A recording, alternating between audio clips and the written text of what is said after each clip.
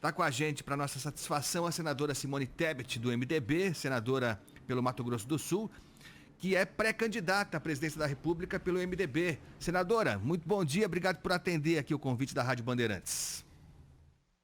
Bom dia, Agostinho. Obrigada. Eu que agradeço o convite. Bom dia a todos os ouvintes da Rádio Bandeirantes. Quem está acompanhando a gente pelas ondas do rádio, pode, se puder, faça isso. É legal. Coloca no nosso canal no YouTube, youtube.com/Rádio Bandeirantes Oficial, para a gente acompanhar. Vocês vão acompanhar junto a entrevista com a senadora Simone Tebet em áudio e vídeo. Senadora, e aí, como é que a senhora encara essa... A senhora falou que é uma missão, né? Que missão a gente não pode escolher, não pode declinar, se eu entendi bem. Tem que aceitar. Foi uma surpresa para a senhora a indicação do MDB, a indicação do seu nome para a presidência da República, senadora? Bom, Agostinho, deixa eu primeiro assimilar esse preço da batata aí na Baixada Santista. Eu que ia passar o ano novo aí em Guarujá, vou começar a repensar aí, hein? Ou Se então... devemos ir. Não tem sentido, né? Não, é um absurdo. A gente tem que aproveitar, se me permite aproveitar que o brasileiro não pode ir para o exterior, seja pela situação financeira com dólar alto, seja por conta da pandemia, que o turismo do Brasil seja alavancado, porque isso gera milhões de empregos diretos e indiretos, mas dentro de um limite, né? Não é hora de explorar, é hora de entender que a população brasileira está com poder aquisitivo baixo, muita gente desempregada, classe média empobrecida. É possível ganhar dinheiro com responsabilidade, então vamos cuidar aí dos preços para não inflacionar. Mas voltando agora aqui, desculpa, é porque eu realmente eu voei lá para Guarujá, onde normalmente eu passo alguns finais de semana. Mas sim, de uma certa forma foi sim uma surpresa, embora já tenha um ano que o partido tem me sondado, desde que eu me lancei pré-candidata, não, fui candidata à presidência do Senado Federal, pelo trabalho que fizemos na presidência da Comissão de Constituição e Justiça. Acho que o partido assim viu que tem mulheres valorosas, mulheres que têm coragem dentro do partido, e o fato de terem escolhido o meu nome como pré-candidata não deixa de ser um reconhecimento ao trabalho de todas as mulheres que fazem política. Mas ao mesmo tempo que foi uma surpresa, eu encaro realmente como uma missão. Eu já tenho, para assim, bem tranquila na conversa aqui com vocês, eu tenho 20 anos de vida pública consecutivas. Eu já fui deputada estadual, prefeita, reeleita prefeita da minha cidade natal, que é a divisa aí com o estado de São Paulo, região ali pertinho de Castilho, Andradina, relativamente próximo de Araçatuba. Fui vice-governadora, secretária de Estado de Governo e agora senadora por praticamente 7 anos. Então, eu já tenho uma longa estrada, Agostinho, e além disso eu faço política já desde muito nova. Nesse momento que o Brasil mais precisa, um momento que a gente está falando de fome, de desigualdade social, de tanta coisa tão cara para a mulher e para a mãe, né? Sabendo que as nossas crianças agora fora da sala de aula, praticamente 2 anos de ensino perdido, com problemas graves em relação à saúde, como não ter uma voz feminina falando dos problemas do Brasil sobre a ótica da mulher brasileira, sobre a ótica da mãe? Né? Porque a dor de uma mãe, seja ela qual for, é a dor de todas nós. Nós sabemos onde o calo aperta, nós sabemos as nossas dificuldades, nós sabemos quais são os nossos problemas e aquilo que nós queremos para o Brasil. Então, quando eu vi que todos estavam lançando os seus pré-candidatos, e todos homens, e eu os respeito todos, falei, não é possível não termos, que a gente, desde de Marina Silva em 2010, depois 2014, 2018, todas as eleições tiveram timbre feminino, falando dos problemas do Brasil sobre a nossa ótica também. Então, eu acho que isso foi decisivo para que eu aceitasse essa missão, que eu acho que é uma missão árdua, mas é uma missão nobre, uma missão importante. E é tão óbvio isso, né? Parece óbvio, inclusive, matematicamente, inclusive, porque são 52%, o eleitorado brasileiro é formado 52% por mulheres, né? Então, só esse aspecto já deveria ser sensível para que os partidos pensassem mais. Eu tô falando isso porque eu estava lendo agora há pouquinho uma declaração da Luísa Trajano, da Magazine Luiza, que é sempre um nome citado, né, em eleições e tal, mas ela diz que é sempre citada como vice, né? Que a mulher como vice. Por que a senhora acha que ainda há essa resistência? São os partidos que são resistentes, que tem esse preconceito, ou o eleitor ainda é preconceituoso e por isso os partidos não investem no nome feminino como regra, né, para a presidência da República? Eu não vejo o eleitor com nenhum tipo de preconceito nesse aspecto, ao contrário, isso foi coisa do passado, é verdade. Se você me fizesse essa pergunta há 20, 15 anos atrás, eu poderia dizer o seguinte: olha, a população brasileira não tem hábito em votar em mulher, acha que mulher não gosta de política, acha que a mulher não tem condições de estar na política. Mas isso mudou muito, e mudou muito rapidamente, eu diria que nos últimos 8 anos para cá, talvez um pouquinho menos. E eu dou um único exemplo: na CPI da Covid, a gente percebeu que os maiores estímulos para a bancada feminina, que eu, modéstia à parte, eu posso dizer que brilhou, todas as senadoras, independente de ser do governo ou da oposição, fizeram com responsabilidade o trabalho, sem demagogia, sem agressão, mas falando a realidade como ela aconteceu no caso da nossa pandemia. A maior parte, eu diria que 80% do estímulo das mensagens das redes sociais vieram de mulheres. Então já começa por aí: mulher vota em mulher. Mas quando vinham do timbre masculino, quando eram homens falando sobre isso, eram homens contundentes, falando assim da certeza de que mulher é tão preparada quanto, tão capaz tanto, tão responsável tanto. Então, eu não acho que seja por parte do eleitor, não há nenhum tipo de discriminação. Agora, o que efetivamente acontece? Efetivamente acontece que, infelizmente, a gente tem uma lei que, de alguma forma, permite que a mulher entre na política, mas não possa participar da vida pública, mas não permite que a mulher ganhe as eleições. Nós tivemos que recorrer ao Supremo Tribunal Federal e ao Tribunal Superior Eleitoral. Na última eleição de 2018, foi a primeira eleição com essas novas regras, estabelecendo o seguinte: se nós somos 30% de candidatas, nós temos que ter 30% de tempo de rádio, de televisão. Como é que a gente vai vender o nosso peixe? Como é que a gente vai ter visibilidade para falar da nossa pauta, que a gente acredita, e as pessoas olharem nos nossos olhos e falar: eu confio nessa, eu quero votar nela ou não quero votar. Então, na última eleição, só como exemplo, quando essa nova regra começou a vigorar, aumentou em quase 50% o número de deputadas federais eleitas na Câmara Federal. O que falta? Falta apenas agora as executivas dos partidos, de todos os partidos, garantirem mais condições, buscarem mulheres que têm talento, que têm aptidão. Isso é uma busca, política é assim, da mesma forma como buscam os talentos dos homens, que temos grandes estadistas e grandes homens públicos que passaram pela história do Brasil. Aliás, a senhora citou a eleição passada, em que houve mesmo essa nova regra, e houve esse resultado concreto mesmo, né, de mulheres sendo eleitas num número nunca visto antes, e mesmo assim a gente teve muito caso, né, senadora, de partidos que inscreveram mulheres como candidatas só para completar aquela cota. Em alguns casos elas nem sabiam que eram candidatas, né? Então, quer dizer, ainda foi mal usado esse dispositivo, né, senadora? E eu vou te dar uma notícia boa agora. Eu fui relatora de uma PEC que agora já está na nossa Constituição, emenda constitucional, e nós colocamos lá, inclusive com a participação de todos os homens, os parlamentares acabaram concordando, dizendo o seguinte: que os partidos que elegerem mulheres ou negros, porque também são muito subrepresentados, nós só temos um senador negro no Senado Federal, no meio de 81, isso é uma vergonha para o Brasil, né? Mulheres ou negros, homens ou mulheres negras, negros ou mulheres, a mulher negra não conta duas vezes, terá o valor dobrado do fundo daquele político, daquele deputado federal ou senador que se elegeu, negro ou mulher, que é uma forma de estimular os partidos políticos a buscarem mulheres, a buscarem negros para poder participar da vida pública.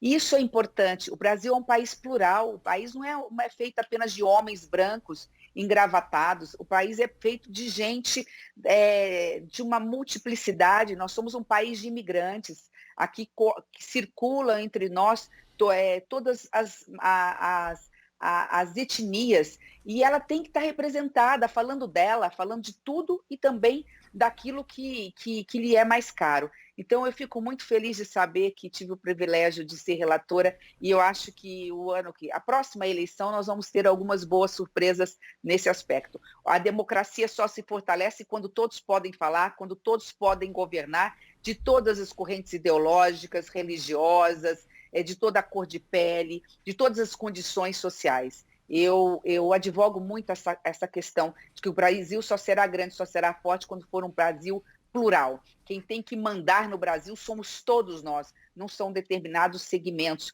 para que a gente possa realmente acabar, especialmente com essa desigualdade social que está assombrando os nossos lares, que está tirando o sono das nossas mães, que está fazendo com que os nossos trabalhadores desesperados, sem emprego, já não saibam mais o que fazer para colocar um prato de comida para que seus filhos possam se alimentar todos os dias.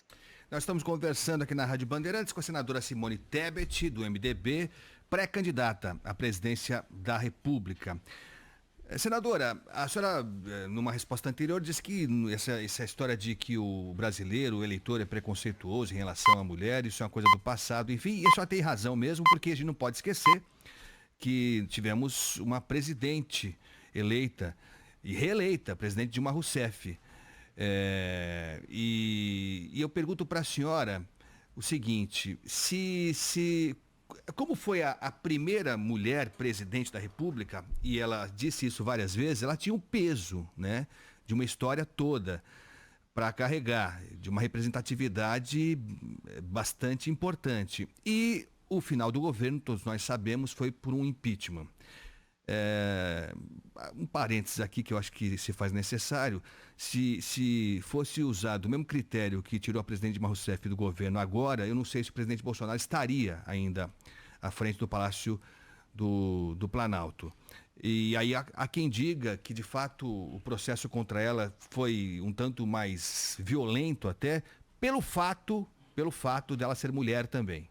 E aqui ninguém está desmerecendo as denúncias que foram feitas, enfim, mas há quem defenda que o andamento do processo de impeachment também teve algo de preconceituoso.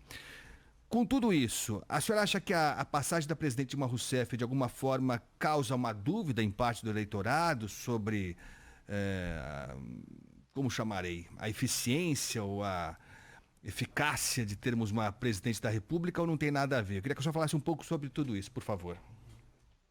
Obrigada, Agostinho. De forma alguma, e agradeço a sua pergunta. Fosse assim, tinha que causar desconfiança em homens presidentes da República, porque, com todo respeito, não pode ter havido pior presidente da República que o atual presidente Jair Messias Bolsonaro. Repito e concordo com você, sem nenhum questionamento a respeito dos equívocos cometidos, e foram graves, cometidos pela ex-presidente Dilma. Se formos colocar na balança, e você tem toda a razão, o presidente da República tinha que estar sofrendo um processo de impeachment. Nesse momento, as comissões tinham que estar atuando na Câmara e depois no Senado para analisar o processo por crimes no plural, de responsabilidade do presidente da República na condução da pandemia e todas as consequências nefastas. Não há nada mais grave do que aconteceu. Uma omissão dolosa, portanto criminosa, do governo federal na condução da pandemia, e não foi só no início, porque errar é humano, mas foi durante todo o processo. O Brasil não teria perdido mais de 620 mil vidas se nós não tivéssemos atrasado tanto na compra das vacinas, um governo que se omitiu e só colocou vacina no braço do povo brasileiro graças à CPI. Então, não consigo visualizar dessa forma. Né? Preconceito por preconceito, análise sobre essa ótica, teríamos que dizer, então, que nós teríamos ou teremos uma mulher presidente da República em 2023. Acho que são coisas distintas, mas concordo absolutamente com você. Em outros momentos, eu entendo a decisão política, não concordo, mas entendo o que aconteceu no Congresso Nacional, estou aqui dentro, resolveram por uma questão política, porque impeachment é um processo jurídico e político, não abrir, né, o presidente da Câmara não aceita abrir o processo de impeachment contra o atual presidente da República. Repito, por questões políticas. Ambos tinham fundamento jurídico, da ex-presidente Dilma e do atual presidente. Depois da análise jurídica, se faz depois cada parlamentar o seu juízo de valor político. Mas nem isso está sendo permitido dentro do Congresso Nacional. Por quê? Porque no processo de impeachment é o presidente da Câmara que aceita ou não a denúncia, algo que no futuro nós vamos ter que rever também. Nós estamos conversando com a senadora Simone Tebet, pré-candidata à presidência pelo MDB. Essa entrevista está sendo reproduzida também pelo Band News TV, o canal de jornalismo 24 horas do Grupo Bandeirantes. Senadora, eu tenho lido muita coisa, a senhora seguramente também, analistas que discutem se a senhora realmente será candidata à presidência da República. Se fala, inclusive, que a senhora e o senador Rodrigo Pacheco, que já se lançou também pelo PSD, na verdade, teria como desfecho final uma vaga de vice-presidente, numa outra chapa, obviamente. A senhora consegue garantir aqui para o nosso ouvinte, para o nosso telespectador, que a senhora será mesmo candidata à presidência da República, senadora? Ninguém é candidato a si mesmo. Primeiro que nós pertencemos a um partido. Nenhum. Eu acredito que nem os que estão aí à frente das pesquisas podem garantir que são candidatos. Nós estamos há um ano do processo eleitoral e é pelo mais ou menos 6 meses, um pouco mais, um pouco menos que isso, das convenções partidárias. Muita coisa vai acontecer, mas eu não tenho plano B. Eu sou pré-candidata à presidência da República em espaço nacional. Quando o MDB me procurou, em nenhum momento ele disse, olha, o plano B, eu garanto para você que você vai ser vice-candidata ou pré-candidata a vice-presidente. Da mesma forma como eu deixei muito claro para o partido que não usem o meu nome para tentar conversar ou negociar qualquer coisa em relação a qualquer chapa. Repito, a minha campanha, a minha candidatura é uma candidatura política antes de ser eleitoral, Agostinho. Por tudo que eu sei que eu represento, e olha a responsabilidade, o tamanho da minha responsabilidade. Veja, eu venho do partido que sempre representou nos momentos cruciais da história do Brasil, aquele partido de centro, capaz de unir as forças contra, lá atrás, o autoritarismo, né, a ditadura, a retirada de liberdades. Hoje, quando a gente vê também um governo que ameaça a todo momento a imprensa livre, a oposição, que cria através do gabinete do ódio e utilizando as redes sociais toda sorte de mentira para desconstruir a imagem de quem pensa diferente, que ataca as minorias, quer restringir as liberdades públicas, é um partido como o MDB, junto com outros partidos democráticos, que tem que se insurgir. Eu acho que esse é o grande papel hoje desses partidos de centro, ou centro-direita, ou centro-esquerda, mas de centro. O segundo papel que pesa sobre os meus ombros, eu sei disso, é que, por enquanto, eu sou a única pré-candidata mulher, que nós acabamos de dizer, eu não vou aqui repetir, a razão da importância de ter uma mulher no pleito eleitoral, que nunca mais daqui para frente tenhamos uma campanha majoritária sem uma mulher falando sobre as necessidades do Brasil, sobre a ótica da maior parte da população brasileira, né, que são as mulheres, e que cuida do restante da população brasileira, que são os filhos. Então, diante de tudo isso, eu não tenho plano B, eu sou pré-candidata à presidência da República. É natural, eu não sou conhecida pelo Brasil, eu sou conhecida talvez até um pouco mais no estado de São Paulo, pela proximidade, eu não sou conhecida no Nordeste, e para isso existe campanha eleitoral. Agora, a partir do ano que vem, é pé na estrada, colocar o bloco na rua, andar, conversar com as pessoas, olhar no olho de cada cidadão, mostrar a verdade que a gente tem dentro da gente, o amor que a gente tem pelas pessoas e pelo país e o que a gente quer construir juntos. E é possível. E, acima de tudo, eu sou professora universitária, eu dei aula de direito público durante 12 anos, eu falava isso muito para os meus jovens, para os jovens que hoje já são juízes no meu estado, promotores de justiça, porque já faz bastante tempo. Eu comecei a dar aula com 22 anos nas universidades, tive o privilégio de fazer, inclusive, mestrado aí na PUC em São Paulo, e aprendi muito nesse centro acadêmico que é o ensino universitário na maior cidade, no maior estado do Brasil. Mas é fundamental que a gente possa estar levando para o país todos os candidatos, e falar para os nossos jovens, para todos que estão nos ouvindo, não existe nada fora da política. Não é a política que é ruim, são os maus políticos. Então vamos tirar esses maus políticos, mas vamos sempre lembrar que a política é a arte do diálogo e a arte de realizar sonhos. Nada fora da política sai de bom. Nada no coletivo pode sair de bom fora da política. E a gente tem muita coisa para fazer. Eu acho que é o momento de colocar realmente o bloco na rua, temos muita coisa a dizer, mas principalmente nós temos condições de levar esperança, luz para quem hoje está passando fome, para quem hoje está desalentado. Nem mais tem um trabalhador que não quer nem mais levantar da cama, porque sabe que no lugar daquelas plaquinhas, né, de temos vaga, só encontra assim, não tem vagas, está lotado. Em vez de estar o precisa-se, né, está lá ou não temos vaga. Então isso é muito triste. e acho que o Brasil merece, obviamente, que o máximo possível de candidaturas para que o eleitor, que afinal e ao cabo é o verdadeiro dono do poder pela soberania que tem, possa escolher não o menos pior, mas aquele que realmente possa atender os seus interesses. Então, senadora, a senhora falou que a política é a arte do diálogo, né? Mas disse que não tem plano B. A senhora descarta por completo, rechaça a possibilidade de ser vice numa chapa com outro desses pré-candidatos à presidência, senadora? Não, Agostinho, a gente não descarta nada na vida pública, nem o fato, de repente, de eu voltar para casa. Eu faço política há 20 anos com mandato consecutivo, mas eu sou do movimento das diretas já, aos 16 anos eu já estava nas ruas e desde então nunca parei. Eu fui do movimento Fora Collor, a gente participou, eu já estava na universidade, a gente participava de eventos quando a gente estava promulgando a Constituição Federal, eu participei de campanhas nos meus estados, não teve uma campanha em que eu não estava nos bastidores empacotando o santinho. Então, eu estou na política há muito tempo, para primeiro acreditar que não há nada fora dela, que a política, sim, é arte de administrar sonhos das pessoas. Meu nome está sempre à disposição, eu nunca fui de fugir de responsabilidades, mas eu só tenho hoje um plano A mesmo, não tô desmerecendo a missão, o cargo de vice, ao contrário, né? É fundamental, o vice ele é um substituto eventual, ele está ali para estar ao lado, para somar, mas o nosso objetivo principal dentro do MDB é ter candidatura própria, é sobre isso que nós vamos falar. Lá para abril nós vamos estar conversando, aliás, só para ter uma noção, essa semana mesmo eu estarei em São Paulo, estarei com o atual governador, como estarei com outros pré-candidatos no futuro, inclusive com presidentes de partido, porque, como você mesmo repetiu a minha fala, a política é a arte do diálogo. Nós estamos conversando com a senadora Simone Tebet, pré-candidata à presidência da República pelo MDB. Essa entrevista está sendo reproduzida também pelo portal UOL, a quem nós agradecemos por essa transmissão.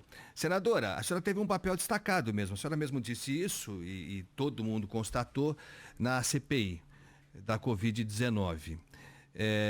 E acho que, como a maioria, eu não sei, eu fiquei surpreso positivamente com a CPI. Eu tenho uma má vontade incrível com a CPI, senadora, porque, como regra, elas entregam menos do que prometem. Nesse caso, eu acho que foi diferente. Realmente acho que foi bem diferente. O trabalho feito foi robusto.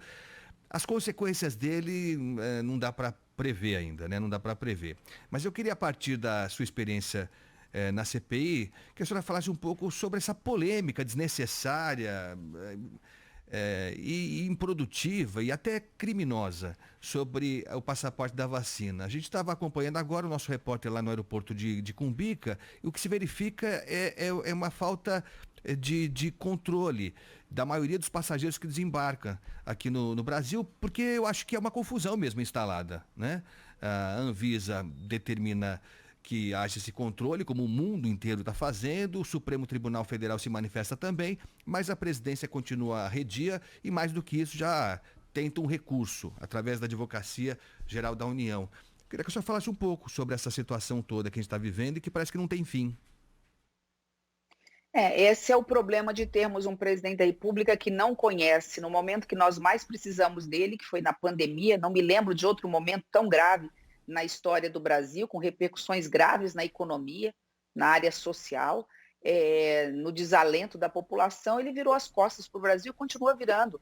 É aquilo que eu disse, errar é humano, mas é preciso reconhecer os erros. Mas um governo negacionista, você não tem diálogo. Como é que você vai conversar com um presidente da República ou com um governo que acredita que a Terra é plana, que não acredita que essa quantidade de mortes foi por conta da Covid-19, que não tem um mínimo de coordenação nem planejamento e ainda acha que o tratamento precoce, a cloroquina salva, que vacina é coisa de gente fraca, que isso pode trazer consequências, quando na realidade, e aí de novo falando como mãe, não tem como, é importante a gente lembrar a todos que estão nos assistindo e nos ouvindo aqui na Rádio Bandeirantes, deixa eu explicar, lembrar para vocês, quando a gente nasce, a gente já sai do hospital vacinado, a gente recebe as primeiras doses justamente para ter proteção, para não, como ainda quando criança, não ter nenhum tipo de sobressalto com alguma doença que tem cura. Então, como é que nós vamos dialogar com um governo desse? Como é que o Brasil pode suportar mais 4, 5 anos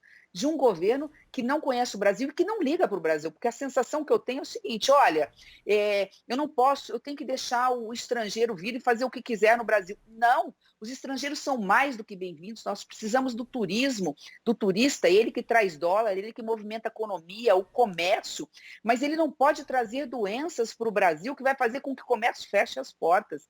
No que custa a gente pedir para eles o que eles já têm, porque eles têm, a maioria está protegido, que o mundo já faz, que olha, quando você chegar no Brasil, você mostra a tua carteirinha de que você tomou vacina, e aí você vai ser se estendido um tapete azul para que você possa entrar, porque o brasileiro é um dos povos que mais sabe acolher, que mais sabe receber visitas, especialmente estrangeiros, porque sabe o quanto isso é importante. Então, não é só lamentável, é criminoso. Você deu a resposta, então fica até difícil eu te plagiar, mas é criminosa a atitude do governo federal. Agora, obviamente, com esse não cumprimento da decisão, é óbvio que tem consequências jurídicas. O próprio Supremo Tribunal Federal vai ter que, através do não cumprimento de uma decisão judicial, ainda mais do Supremo, tomar as medidas necessárias. Mas é muito importante as pessoas entenderem, eu gostaria, se me permite rapidamente entender o seguinte,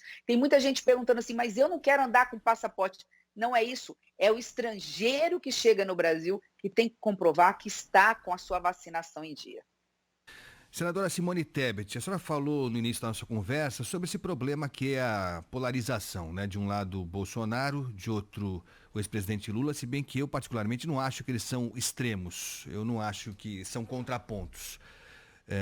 Mas enfim, se coloca muito isso, né? São os dois nomes, isso é fato, são os dois nomes que aparecem à frente nas pesquisas já de muito tempo e é provável mesmo que tenham uma votação expressiva, né? Se tudo continuar da forma que está, na próxima eleição do ano que vem. E aí surge a figura tão procurada por boa parte da sociedade da terceira via. E aí, eu já nem sei se eu esqueci alguém aqui. Tem o governador João Dória, o ex-ministro Mandetta, o senador Rodrigo Pacheco, o ex-juiz e ex-ministro Sérgio Moro, a senhora Simone Tebet. Ciro Gomes acho que fica um pouco fora dessa lista, me parece. Me parece que fica um pouco fora. Há espaço para tanta gente? A senhora acha que vamos chegar na eleição mesmo com todos esses candidatos colocados? De trás para frente, não acho que vamos chegar com todos esses candidatos. Acho que em abril as coisas começam, um pouquinho, às vezes até antes, a se afunilar.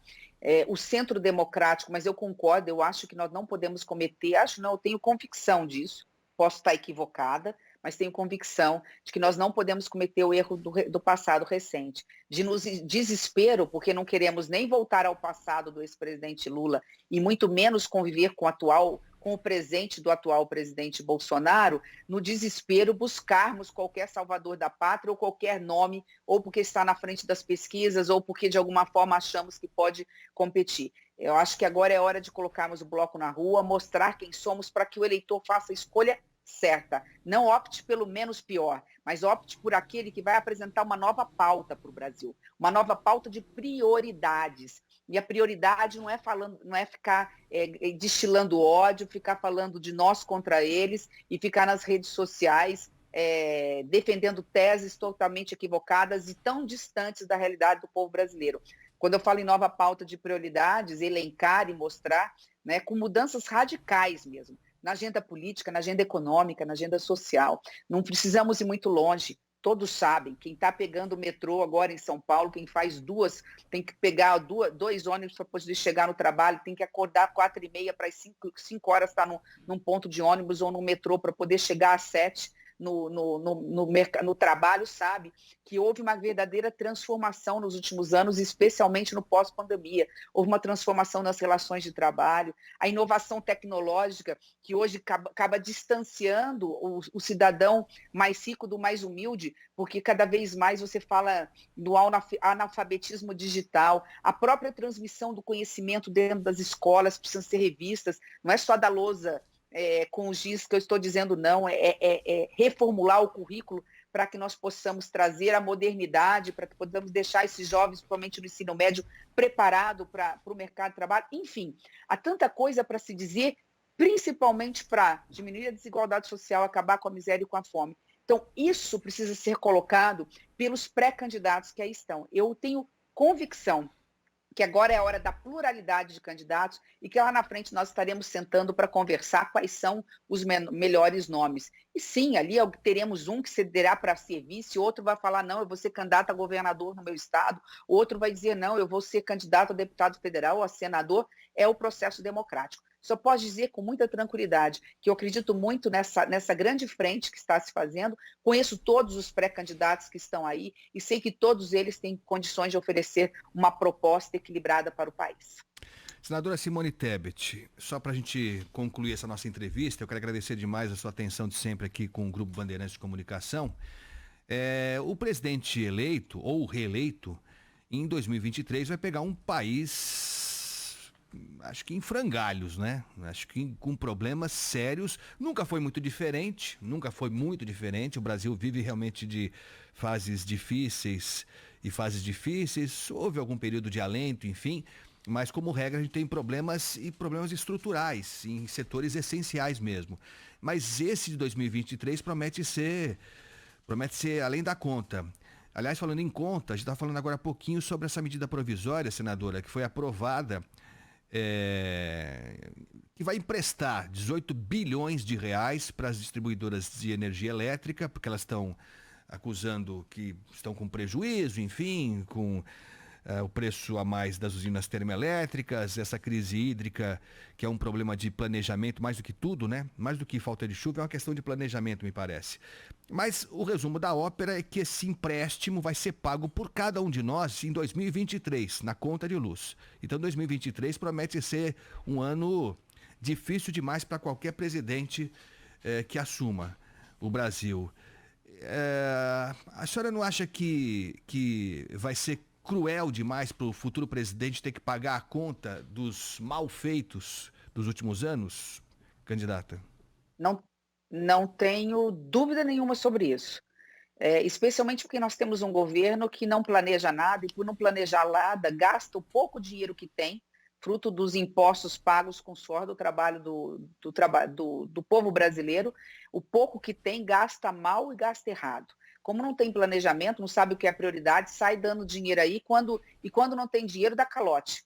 Né? Passa uma imagem totalmente equivocada para o mundo de que nós não honramos compromissos e, consequentemente, o investidor deixa de investir no Brasil, a bolsa cai, o dólar sobe e nós é que pagamos o preço mais caro pelos preços dos produtos nas gôndolas do supermercado e do combustível quando vamos abastecer a moto ou o carro. E aí, no efeito dominó, porque a gasolina impacta na vida de todo mundo, vem mais inflação e mais preços altos. Isso tudo porque falta planejamento, isso tudo porque o governo não tem coragem de fazer o que precisa ser feito. Não fez lá atrás, não faria se fosse reeleito ou se for reeleito, que são as duas principais reformas no Brasil. De um lado, cortando os excessos, os gastos, as mordomias, aquilo que quem ganha acima do teto do ministro do Supremo Tribunal Federal, e com isso deixando de economizar bilhões de reais todos os anos. De outro lado, não fazendo a reforma tributária que reequilibra a arrecadação de impostos de uma forma muito simples. Hoje, quem ganha menos paga mais imposto, quem ganha mais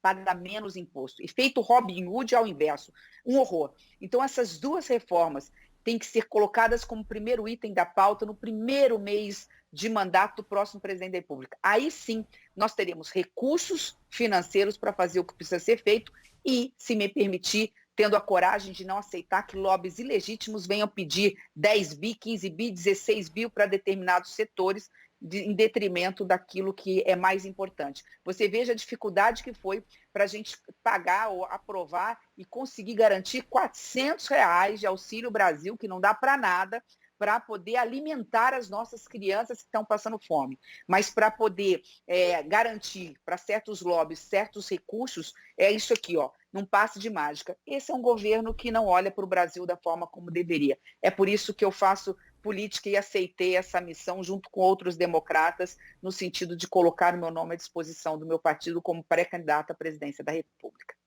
Senadora Simone Tebet, a senhora falou que política é arte do diálogo, e é mesmo.